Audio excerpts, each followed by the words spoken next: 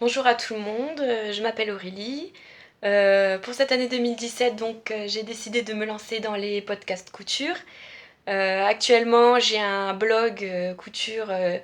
L'adresse c'est donc lafabriquedorée.wordpress.com. J'ai aussi un compte Instagram, La Fabrique Dorée. Pourquoi j'ai décidé de me lancer dans les podcasts couture? Ben tout simplement parce que j'adore en regarder. J'adore écouter parler de couture. Je regarde notamment Des mailles et des aiguilles, Elsa Couture, SB Création, Tifor Pirate, et j'en passe parce que bon, j'en regarde vraiment beaucoup, j'adore ça. L'objectif de ce premier podcast couture, ça va être de vous présenter un peu mes coutures de l'année 2016. Donc j'ai sélectionné quelques projets, pas tous, parce que certains sont partis à la poubelle parce qu'ils étaient vraiment euh, pas très bien finis ou pas portables du tout. Voilà, c'est parti. Je voulais présenter mon tout premier projet, celui que j'ai cousu en premier dès que j'ai eu ma machine à coudre. Donc là, ça fait actuellement maintenant 1 an que je fais de la couture. J'ai eu ma machine à coudre à Noël 2015. Voilà, c'est une petite pochette en simili-cuir. Projet qui paraissait assez simple. J'ai utilisé le patron qui était dans le livre Le grand livre des sacs et accessoires à coudre. C'est le premier bouquin que j'ai acheté en commençant la couture, en me disant que finalement les accessoires c'était beaucoup plus simple à coudre que les vêtements. Bon, avec le recul, peut-être pas. Voilà, on peut voir ici que bon, c'est pas très bien fini, que mon bouton pression n'a pas tenu de l'autre côté. Je sais pas comment je me suis débrouillée, mais c'est pas ça. Sinon, pour le reste, bon, je sais pas si vous allez voir, mais la doublure, finalement, ça va, ça s'est assez bien passé. Mais je me dis que pour un premier projet, c'est là que je me rendais pas bien compte de ce que c'était, puisque commencer par du simili-cuir, bon, c'est pas très simple.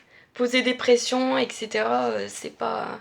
Faire des subpiqûres assez droites, c'était pas encore gagné pour ce premier projet. Malgré tout, j'étais assez contente et donc je me suis de suite lancée dans un deuxième projet qui est aussi une pochette que j'ai pris dans le patron dans le même bouquin. Avec pose d'une fermeture éclair, je sais pas si on va le voir ici. Voilà. La pose de la fermeture, finalement, je m'en suis assez bien sortie pour une première fermeture éclair. Mais la pochette n'est encore pas parfaite, puisqu'à l'intérieur, je me suis trompée et ce tissu-là est à l'envers au lieu d'être à l'endroit. Donc bon, c'est pas génial. Malgré tout, pour un deuxième essai, j'avais quand même fait des soufflets sur le bord de la pochette. C'était ma première pose de biais. Euh, Finalement, bon. En tout cas, ça m'a donné envie de continuer à coudre. Et donc à partir de ce moment-là, j'ai plutôt enchaîné avec des vêtements parce que finalement je me suis rendu compte que c'est pas vraiment des accessoires que j'avais envie de faire, mais plutôt des vêtements. J'ai acheté ensuite d'autres livres, notamment celui-ci, Vestiaire urbain, donc 16 modèles à coudre. C'est un livre qui est assez sympa. Il y a beaucoup de modèles, accessibles aux débutants. Donc j'ai cousu cette première chemise avec col Claudine. Donc là aussi, on va dire que c'est une toile qui est portable. J'ai choisi ma mesure avec le tableau des mensurations. Finalement, ça va assez bien. Au niveau du col, il proposait de mettre de l'entoilage. Moi, je n'en ai pas mis parce que je trouve que ça rend les cols assez rigides et finalement, j'aime pas vraiment. Donc, j'en ai pas mis. J'ai posé des boutons pression tout le long, des boutons noirs. Voilà. Sur le modèle, il y a aussi des pinces poitrine ici.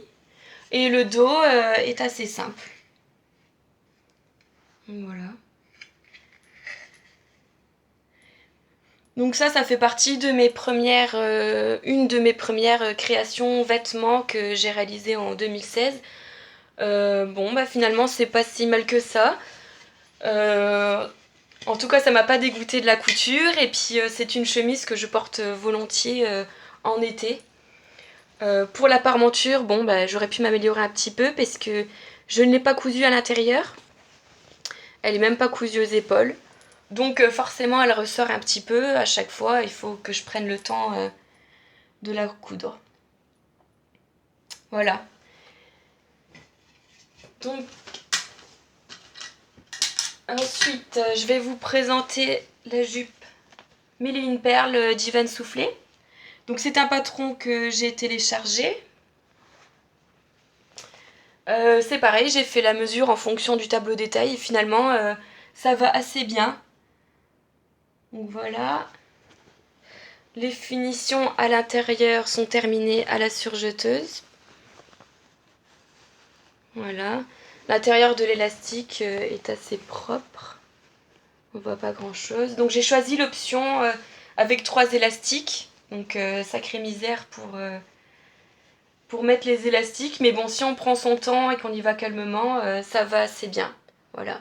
J'ai aussi mis un petit passepoil sur le bord de la poche. C'est pareil, dans tous mes projets, j'essaie toujours de me mettre un petit défi supplémentaire. Donc là, c'était par exemple le passepoil que j'avais jamais vraiment mis. Et puis les plis, j'avais jamais vraiment fait des plis.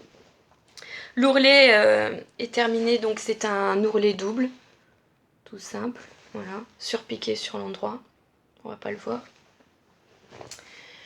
Donc voilà, et après quelques projets que je m'étais fait pour moi, donc certains réussis, d'autres un peu plus ratés, j'ai décidé de me lancer dans la couture pour hommes, donc pour mon ami. J'ai donc acheté ce livre, Casual Well Homme. Désolée pour l'anglais, c'est pas ça. Qui propose pas mal de projets. Donc il y a des shorts, des caleçons, il y a des bermudas. Et puis donc il y a notamment la chemise manche longue. Voilà. Donc j'ai décidé de la faire. Donc voilà la chemise en question. Donc bien sûr, j'avais pas fait attention, mais bon, c'est un tissu à carreaux, j'avais pas réfléchi sur le moment. Mais donc il a fallu faire des raccords. C'était pas ultra gagné sur le côté, je sais pas si on va voir. C'est pas vraiment ça. Hein. Par contre, sur le devant, j'ai essayé de faire assez attention pour qu'au niveau de la patte de boutonnage, voilà, ce soit à peu près régulier. Donc pour ce patron, j'ai apporté quand même quelques modifications, puisque mon ami étant assez grand, il a fallu que je rallonge notamment les bras. Donc ils ont été rallongés. Au niveau des poignets, donc j'ai suivi le patron là. Donc il y a une fente indéchirable et des poignées de manche. Donc voilà. Et la fente indéchirable. Il y a dans le dos un empiècement avec un pli. Donc voilà. Et puis donc le col, c'est un col de chemise classique avec pied de colle et puis le col. Donc là c'est pareil, j'ai pas mis de thermocollant. Peut-être que pour ce tissu j'aurais dû parce qu'il est peut-être un peu fin. Mais bon finalement pour une chemise d'été un peu décontractée, ça passe assez bien.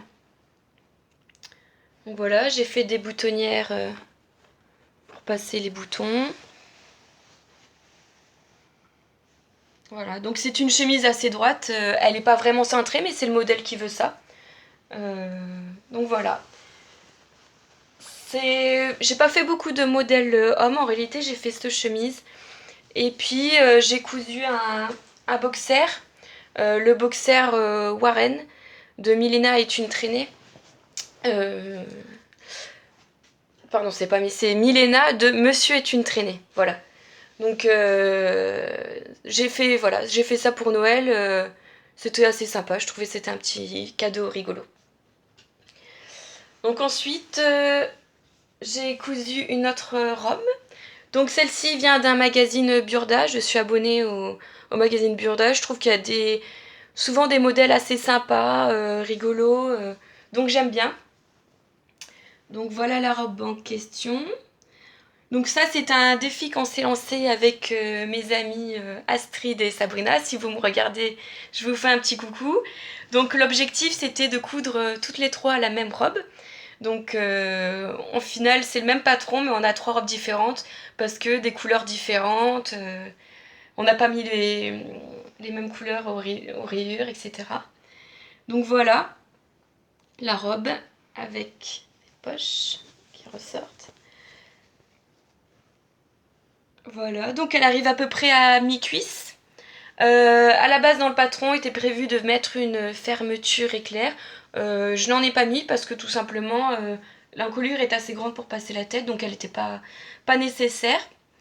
La grosse difficulté de cette robe en réalité c'est les rayures. Puisqu'elles s'assemblent une par une et donc il faut faire assez attention aux raccords. Donc bon, j'ai certains raccords qui sont pas tout à fait nickel. Mais bon, de loin, ça ne se voit pas. Dans le dos, il n'y a pas de raccord. Voilà. La robe a été cousue à la surjeteuse pour 90% de la robe, puisque vers la fin de la couture de la robe, donc il me restait juste un côté à coudre, et là ma surjeteuse m'a lâché.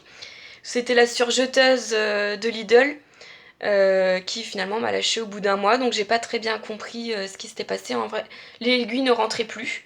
Donc bon, bah, je l'ai ramené au magasin et puis finalement je me suis acheté une autre surjeteuse. Donc voilà pour cette robe, très sympa à coudre. J'ai plus le numéro du magazine en tête, mais si jamais que ça vous intéresse, n'hésitez pas, mettez-moi un commentaire et puis je retrouverai le magazine dans lequel il y avait cette robe. Alors ensuite, une autre robe. Donc je me suis beaucoup lancée dans les robes parce que finalement c'est ce qui est assez facile à coudre, on va dire, comparé aux pantalons. Donc pour ma première année de couture, il y a beaucoup de robes, de petits hauts, etc.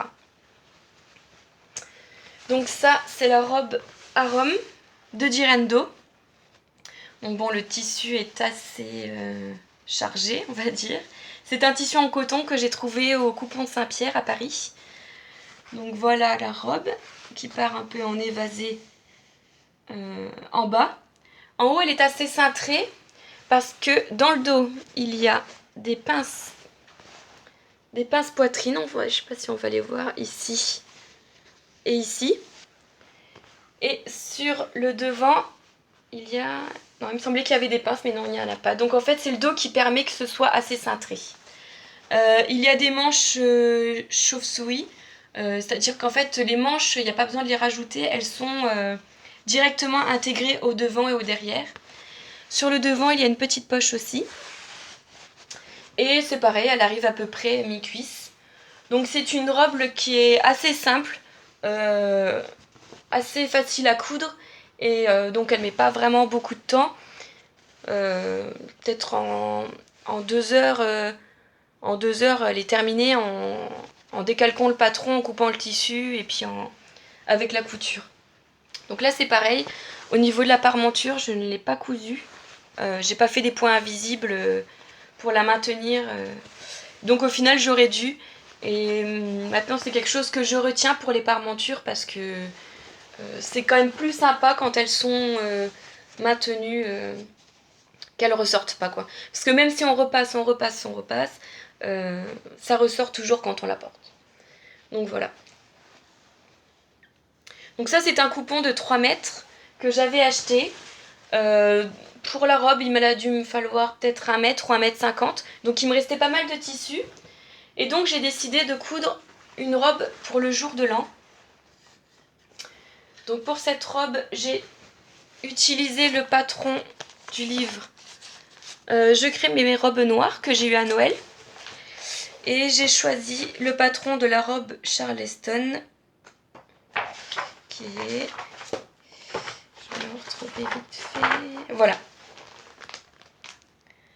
Donc j'ai décidé d'enlever les petits froufrous qui ne me plaisaient pas forcément. Donc voilà la robe.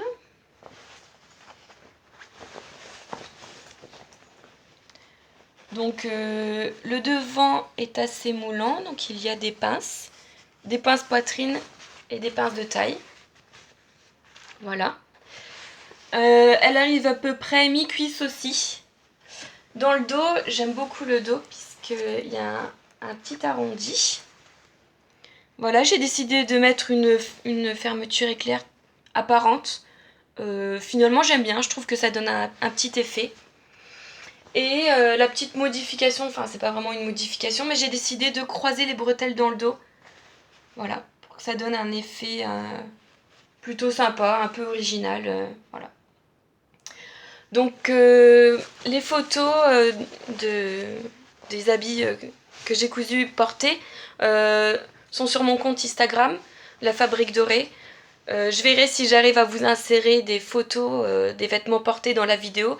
Et bon, si j'y arrive pas, je vous suggère d'aller sur mon compte Instagram. Là, il y a toutes les photos. Donc voilà, et puis donc après tout ce qui était robe, etc., j'ai décidé de me lancer dans la confection de vestes et de manteaux. N'en ayant jamais cousu, je m'en faisais tout un monde, et puis je voulais essayer de voir ce que ça donnait, est-ce que j'allais y arriver ou pas. Donc, je vais ramener tout ça. La première veste que j'ai cousue, le patron, je l'ai pris du livre Coudre avec un mètre de tissu. Donc voilà. Je vais peut-être la fermer pour voir ce que ça donne. Voilà. Donc, hop. Voilà ce que ça donne. Donc le tissu n'est peut-être pas forcément très bien adapté. Puisque c'est un tissu, c'est un lainage, donc qui est assez épais et qui finalement ne marque pas beaucoup les plis, mais bon. La veste est assez courte, elle arrive à peu près à la taille, et les manches donc, sont terminées par des poignées de manches un peu originaux et m'arrivent à peu près par ici. Donc on va dire que c'est plutôt une veste de mi-saison plutôt qu'une veste d'hiver. Donc la veste n'est pas du tout doublée. Voilà. À l'intérieur, c'est terminé au point zigzag. À ce moment-là, j'ai dû faire ça l'été dernier ou en septembre. J'avais pas encore de surjeteuse. Donc j'ai terminé mes coutures au point zigzag pour éviter que ça s'effiloche. Et puis sur tout le tour de la parmenture, j'ai posé du biais. Donc voilà. Je voulais une petite touche d'originalité. Et puis en ce qui concerne le bas de la veste, je voulais rappeler un peu la touche de biais que j'avais mis. Donc j'ai posé du biais rapporté pour faire l'ourlet. Voilà. Sur tout le long. Donc j'étais assez fière de cette veste puisque c'était la première que je faisais. Je la porte sans problème même si elle n'est pas parfaite. Voilà, les coins ne sont pas tout à fait bien ressortis. Bon, les finitions ne sont pas super propres. Hein. Mais bon, dans l'ensemble je l'aime bien. Elle est tout à fait portable. Bon, il y a quelques petits couacs. Voilà. Je l'aimais beaucoup. Donc du coup, je me suis décidée de me lancer dans un projet un peu plus chaud que je pourrais porter un peu plus en hiver. Et puis surtout, cette veste-ci n'étant pas doublée, je voulais vraiment essayer de poser une doublure parce que ça me paraissait quelque chose de très compliqué à faire. Donc c'était un nouveau défi pour moi. Donc j'ai cousu cette veste-là. Voilà, je sais pas si... C'est un peu difficile du coup. Voilà. Donc cette veste, je l'ai pris dans un magazine, le magazine Couture Actuelle, qui est sorti, il me semble que c'était en septembre ou octobre. Donc c'est un magazine qui est assez sympa, il y avait vraiment beaucoup de modèles d'actualité. Il y avait des vestes, il y avait un pantalon chino, il y avait pas mal de vêtements assez sympas. Et donc moi j'ai choisi cette veste, c'est la veste Antonelli. Donc avec une coupe un peu droite, un peu à la garçon, avec des manches qui descendent un peu, voilà comme ça. Donc bon, pour les raccords, c'est pas tout à fait ça, hein, mais j'ai essayé de faire au mieux, surtout devant, voilà. Ce qui m'importe, c'est surtout devant parce que j'avais pas envie d'avoir quelque chose de vraiment décalé. Donc, du coup, c'est mon premier manteau avec doublure. Au niveau des explications, euh, pour l'extérieur, tout était assez bien expliqué. Par contre, pour la doublure, c'était juste une ligne qui disait décalquer les pièces pour la doublure et cousez la doublure. Point. Final, donc pour une première doublure que je faisais, c'était pas très pratique. Donc je suis allée sur YouTube et j'ai cherché des vidéos pour savoir comment coudre une doublure. Je suis tombée sur la vidéo de Marie Lassignardi qui fait beaucoup de tutos et notamment comment coudre une doublure. Donc finalement, je m'en suis sortie. Voilà, tout est entièrement doublé. Voilà, sur le bas, j'ai fait retourner la pièce extérieure. Voilà, comme ça, la doublure ne dépasse, ça empêche que la doublure ne sorte. Et puis, bon, bah, voilà. Donc, en tout cas, je vous conseille de regarder la vidéo de Marie, parce qu'elle est très très bien expliquée. Elle explique que, donc en fait, la doublure se pose en deux étapes, c'est-à-dire que dans un premier temps, on coud la doublure au vêtement. Ensuite, on, on coud la doublure au niveau de cet endroit-là des manches, au niveau du poignet des manches. Et ensuite, on rentre les manches. On avait laissé au préalable une petite ouverture en bas du manteau, ce qui permet d'aller chercher la doublure des manches. Et ensuite, donc dans un dernier temps, de raccorder les manches à la doublure à ce niveau-là. Voilà. Donc bon, c'est peut-être pas très clair expliqué comme ça, mais en tout cas, si vous allez voir la vidéo de Marie, c'est vraiment très très bien expliqué. Vraiment, c'est génial. Donc voilà, au niveau des boutons, je ne pensais pas du tout mettre des boutons comme ça au départ. En réalité, je voulais mettre des gros boutons. Seulement, l'épaisseur du tissu ne passait pas sous mon pied spécial boutonnière. Donc je ne pouvais pas faire des boutonnières. Donc il fallait que je trouve une autre solution. Et finalement, j'ai trouvé cette solution-là. Donc ce sont des petits crochets. Voilà. Qui sont cousus à la main. Et de l'autre côté du manteau, j'ai une autre partie du crochet qui vient se clipser comme ça. Voilà. Et donc pour le devant, pour que ça fasse un peu sympa, j'ai cousu des boutons à la main, mais qui au final ne s'attachent pas. Voilà, le manteau tient grâce à ces petites fermetures-là. Donc voilà, j'ai trouvé ce modèle assez sympa, je le porte beaucoup. J'ai vraiment trouvé assez sympa. Voilà, et enfin la dernière cousette que je voulais vous montrer, c'est une cape. Donc c'est pareil, c'est le magazine Burda. Je crois que c'est celui de novembre 2016, il me semble. J'ai un doute. Enfin, si jamais ça vous intéresse, n'hésitez pas à me le demander et j'irai rechercher dans mes magazines. Donc voilà. Donc c'est une cape toute simple avec des empiècements sur le devant, des poches de chaque côté. J'ai mis 3 fermetures comme ça pour la fermer. Et dans le dos, il y a une capuche. Donc c'est pareil, les photos portées sont sur mon compte Instagram. Donc là, la cape est assez simple à réaliser. Honnêtement, c'est très bien expliqué dans le magazine. C'est rare pour le magazine Burda, mais là, bon, les explications ont été assez claires. Elle est assez rapide à coudre. Toutes mes finitions ont été faites à la surjeteuse. Voilà. Et puis ensuite, à chaque fois, j'ai surpiqué pour que les coutures restent bien en place. Et puis en même temps, je trouvais que ça donnait un petit effet. Voilà. Donc tout a été surpiqué. Donc voilà, je vous la montre une dernière fois. Donc voilà. Bon, bah, c'est tout pour les créations que j'ai cousues en 2016 et que je souhaitais vous montrer. Bon, bah, il y en a certaines que j'ai plus, effectivement, je les ai jetées.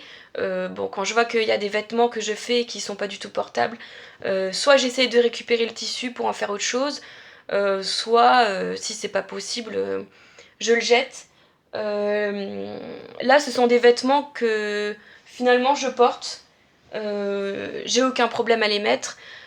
La plupart du temps, en fait, ce que je fais, c'est je fais une toile portable. C'est-à-dire que j'aime pas vraiment coudre une toile au sens où on l'entend, c'est-à-dire juste pour essayer le vêtement et puis ensuite la toile, on ne s'en sert plus.